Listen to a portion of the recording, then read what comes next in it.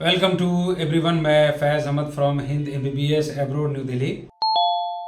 अभी जिन बच्चों ने 2023-24 सेशन में बांग्लादेश में एडमिशन लिया है उन्होंने अपनी एक बड़ी अमाउंट लाइक 3000, 5000, 10,000 यूएसडी, कुछ बच्चों ने तो पूरी फर्स्ट ईयर की फीसें अब वहाँ पे भेज दी है। लगभग 20,000 25,000 यूएसडी उन्होंने फीस वहाँ पे ट्रांसफ़र कर दी है। तो अब जितने भी पेरेंट्स हैं और जितने भी स्टूडेंट्स हैं जिन्होंने बांग्लादेश अपना वहाँ पे पैसा ट्रांसफ़र किया है, जिन्होंने एडमिशन लिया है, तो इस वक्त का जो सबसे ज़्यादा मोस्ट एवेटेड क्वेश्चन है सारे बच्चों का और पेरेंट्स का कि क्लासेस जो है बांग्लादेश में 2023-24 सेशन के लिए कब स्टार्ट होगी।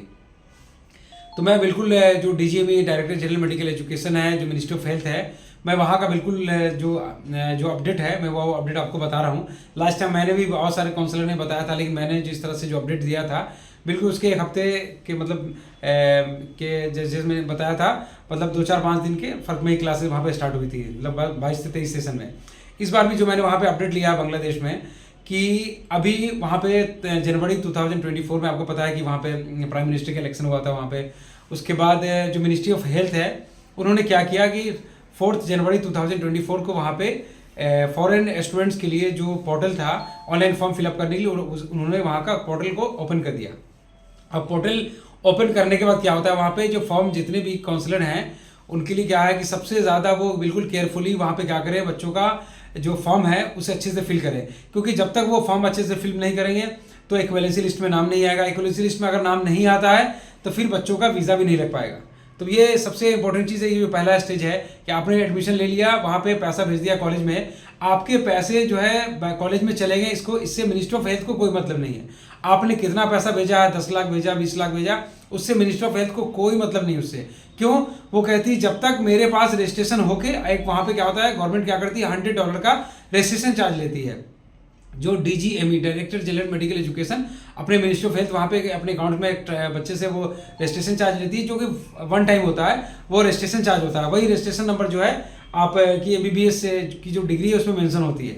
तो जब तक ये बच्चे अगर वहाँ पे बच्चे अगर वो $100 का रजिस्ट्रेशन चार्ज नहीं देंगे, उन्हें अगर फॉर्म केयरफुली अच्छे से फिल नहीं होगा तो इक्वलेंसी लिस्ट में नाम नहीं आएगी और आपका पैसा दिया हुआ वहाँ पे, तो हो सकता है कि वो पैसा वहाँ से, क्योंकि पैसा जो होता है बांग्लादेश में जो ट्रांसफ़र किया होता है नॉन रिफंडेबल होता है वो, तो बहुत मुश्किल है कि पैसा आपको वहाँ से रिफंड आए। इसलिए देखना है कि अभी इस फील्ड में जो एमबीबीएस एब्रोड के लिए जो काउंसलर, बहुत सारे नए नए काउंसलर इस फील्ड में आए हैं, तो अभी वो क्या करते हैं, बच्चे पे ट्रायल लेते हैं, अपना हाथ सफाई करते हैं। बिल्कुल ऐसा नहीं होना चाहिए, क्योंकि जब वो उनसे जब मिस्टेक हो जाती है, गलती कर देते हैं, बाद में बच्चे, मैं देखता हूँ कि नेट के थ्रू या किसी बच्चे के, जो बच्चे मेरे वहाँ पढ़ रहे हैं उसके थ्रू मेरे पास आते हैं कि सर अब मेरा इक्वलेंसी लिस्ट में अभी सारी लिस्ट आ गई, मेरा नाम नहीं आया अभी तक।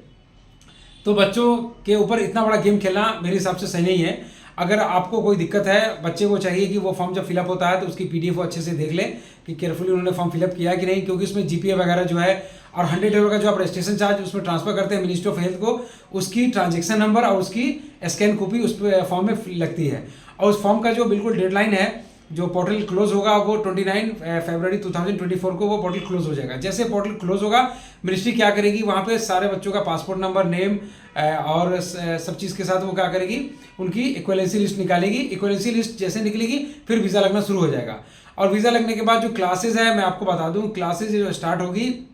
वहाँ पे ईद का वहाँ पे छुट्टी होता है, तो ये समझिए मई में ये क्लासेस स्टार्ट होगी। ज़्यादा चांसेस है कि मई में क्लासेस स्टार्ट हो जाए, मतलब बहुत ज़्यादा प्रोबेबिलिटी है, क्योंकि क्योंकि अगर ये इसके बाद अगर पोर्टल दोबारा वो ओपन नहीं करते हैं तो मई में क्लास स्टार्ट हो जाएगी। अगर पोर्टल दोबारा ओपन कर देते हैं वो, फिर उस वक्त देखा जाएगा कि वो ओपन करने के बाद वो कब तक ओपन रखते हैं पोर्टल को। पोर्टल क्लोज होने के बाद इक्वलेंसी लिस्ट जैसे निकलती है तो वीज़ा लगना शुरू हो जाता है। वीज़ा लगा, फिर मिनिस्ट्री क्या करती है, बच्चों का वहाँ पर क्लास ओपन होने का डेट अनाउंसमेंट कर देती है। तो इस तरह से आपको पता चल गया होगा कि आपकी क्लासेस कब स्टार्ट होगी। अब दूसरी चीज़ क्या है, फॉर्म वगैरह जो फिलअप करना है उसमें अपना जीपीए वगैरह को अच्छे से देख लेना है, और जो काउंसलर है उनको देखना है कि वो फॉर्म फिलअप करके आपको पीडीएफ उसकी ले लेनी है मिनिस्ट्री ऑफ हेल्थ में, जो फॉर्म फिलअप करेंगे वो ऑनलाइन। तीसरी इंपॉर्टेंट चीज़ ये है कि जो बच्चे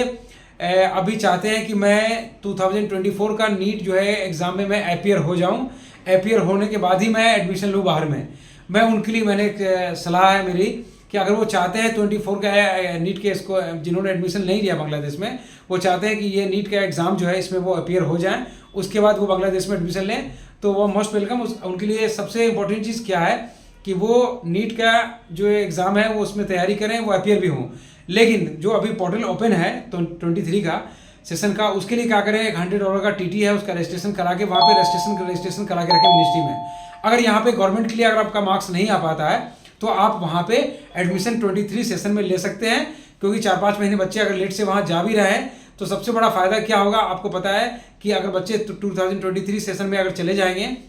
तो इंडिया आने के बाद उन्हें एफएमजी का एग्जाम देना पड़ेगा, जो कि सिंगल लाइसेंस एग्जाम होगा। अगर आप 24 के नीट के स्कोर कार्ड के बेस पे अगर जाएंगे बाहर अब्रॉड में एडमिशन के लिए, तो आपका जो होने वाला है यहाँ पे क्या है कि जो बच्चे यहाँ से प्राइवेट मेडिकल कॉलेज से एमबीबीएस करेंगे या फॉरेन से करेंगे, उनके लिए गवर्नमेंट ने जो अभी एनएमसी ने अपने वेबसाइट पे पूरा गजट भी ला दिया है, और जितनी नोटिफिकेशन वगैरह जितनी भी है सारी अपडेट कर दी उन्होंने कि 24 सेशन है उसके लिए उन्होंने वो क्या करेंगे, यहाँ पे नेक्स्ट का एग्जाम लेंगे, नेशनल एग्जिट टेस्ट लेंगे। उसमें नेक्स्ट का उनका जो एग्जाम होगा same as it is FMG की तरह एग्जाम होगा। फिर आप इंटर्नशिप करने जाएंगे, इंटर्नशिप जो आप करेंगे,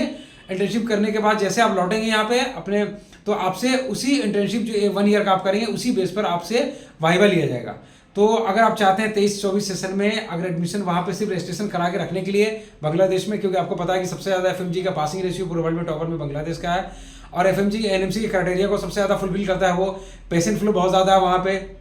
और जो इंडिया के नियरेस्ट है और इंडियन ऑथर की बुक चलती है वहाँ पे, तो बहुत सारा एडवांटेज है बांग्लादेश में एडमिशन लेने के लिए। अभी एशियन के जहाँ पे कंट्रीज़ हैं उसमें सबसे अच्छा अगर देखा जाए तो नेपाल और बांग्लादेश, क्योंकि बांग्लादेश है क्योंकि नेपाल का कॉस्ट बहुत ज़्यादा चला जाता है, इसलिए नेपाल के ज़्यादातर नेपाल के खुद वहाँ के डोमिसाइल बच्चे बांग्लादेश में एमबीबीएस कर रहे हैं। तो मैं और भी कंट्रीज़ का जो भी अपडेट्स है धीरे आपके पास इस चैनल जो है हिंद एमबीबीएस एब्रॉड, इसके माध्यम से आता रहेगा। आप सब्सक्राइब करें और शेयर करें उन लोगों को जिनको अभी ये इन्फॉर्मेशन नहीं पहुंची, वो परेशान है, वो बच्चे जिन्होंने एडमिशन लिया है वहाँ पे। और जितनी भी अपडेट्स है आपको फेसबुक पे, इंस्टाग्राम पे, ये हिंद एमबीबीएस एब्रॉड का आपको मिलती रहेगी। Thank you.